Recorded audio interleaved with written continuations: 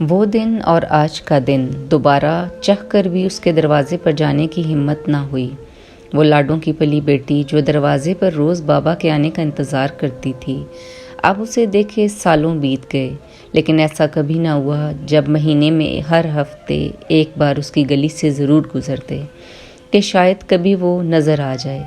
دوسری طرف مہرماں اپنے گھر میں خوش تھی، ساس سسر کی آنکھوں کا تارا تھی۔ عمران نے بھی اسے خوش رکھنے میں کوئی کسر باقی نہ رکھی تھی۔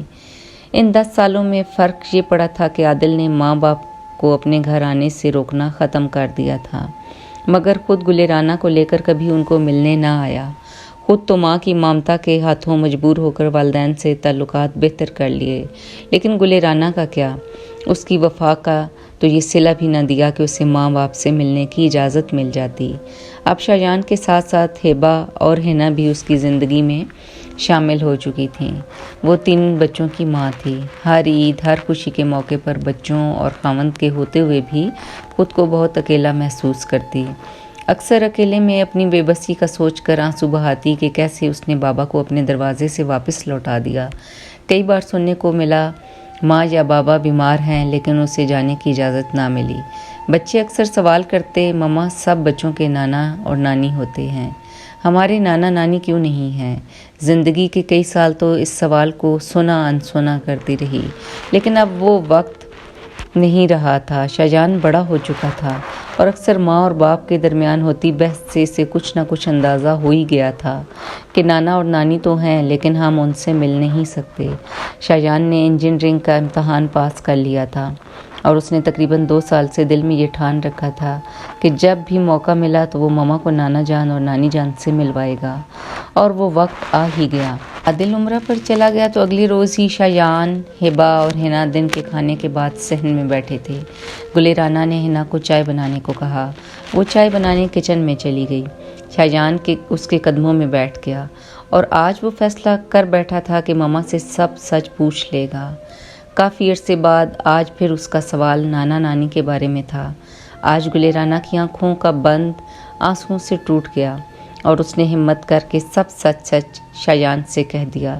اس نے ماما کو گلے سے لگایا اور وعدہ کیا کہ وہ انہیں نانا جان کے گھر لے جائے گا اور بابا سے بھی خود بات کرے گا۔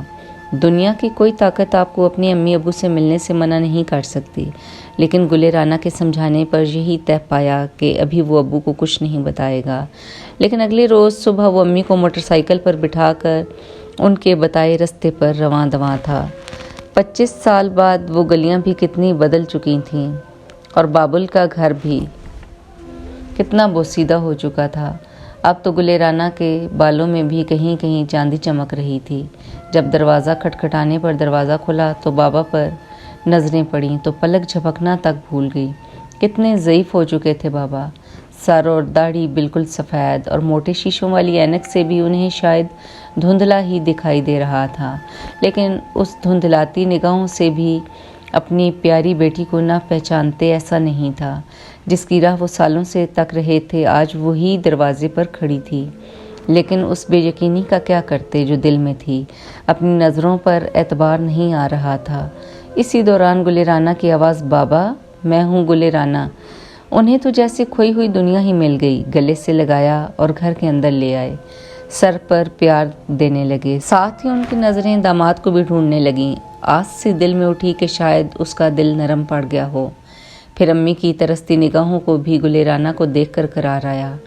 دونوں شایان کو چومنے لگے، اس کے شکر گزار ہونے لگے۔ بس گھنٹہ بھر کو رکی اور انہیں ترستا چھوڑ کر لوٹ آئی۔ شایان نے انہیں دلاسا دیا کہ وہ جلد سب ٹھیک کرنے کی کوشش کرے گا۔ بس اسی آس پر گلِ رانہ کو الوداع کہا۔ پھر دن گزر گئے۔ عادل بھی عمرہ کر کے واپس آ گیا۔ رب کو تو راضی کرنے گیا، لیکن جن کا دل دکھایا تھا انہیں راضی نہ کیا۔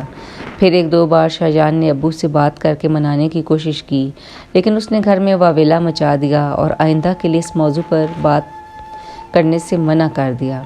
شایان تو اس کے باوجود رکنے پر تیار نہ تھا، لیکن ماں کے کہنے پر مجبور ہو گیا۔ دوسری طرف مہرماں اور اس کے بچے زاہد صاحب کی خیر خبر لیتے رہتے۔ اب اس بات کو بھی 5 سال گزر گئے۔ پھر پہلے بابا اور کچھ عرصے بعد امی اس دنیا سے چلے گئے اور بابل کے گھر کو ترستی بیٹی کو ماں اور باپ کے جنازے پر لمحے بھر کو جانے کی اجازت ہی ملی، لیکن اس شخص کا دل نہ پگھلا۔ وہ تو ترستی نظریں لے کر اس دنیا سے چلے گئے۔ 2 سال بعد عادل کو فالج کا اٹیک ہو گیا اور اس کے جسم کا ایک حصہ مفلوج ہو گیا۔ سب اپنی زندگیوں میں مصروف تھے، وہ سارا دن بیڈ پر پڑا رہتا، صحیح سے بول نہیں پاتا تھا۔